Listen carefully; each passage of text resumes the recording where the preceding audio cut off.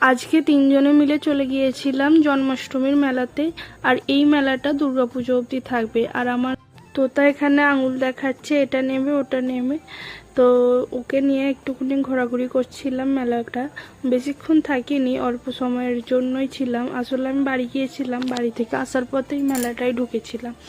তোমরা যারা আমার আগের ভিডিও দেখেছো তারা জানবে যে এই মেলাটায় কিন্তু আমি প্রতি বছরই আসি। তো বাড়ি চলে এসেছি, আর মেলা থেকে দেখো অনেক কিছু কিনেছি। এই চুপড়িটা দেখো, মেয়ের সবজি টবজি যখন ধুই তো পড়ে যায়, তো এইটা খুব কাজে লাগবে। তারপরে এই ক্লিপ, টুকটাক জিনিসগুলো কিনেছি, সেগুলো তোমাদের সাথে শেয়ার করছি।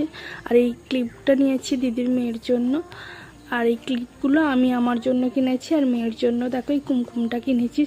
আর ছোটোবেলায় কিন্তু এই কুমকুম দিয়ে টিপ পরতে আমার খুব ভালো লাগতো। আর এই হারটা দেখো মাত্র 30 টাকা নিয়েছে, এখনও 30 টাকার কিছু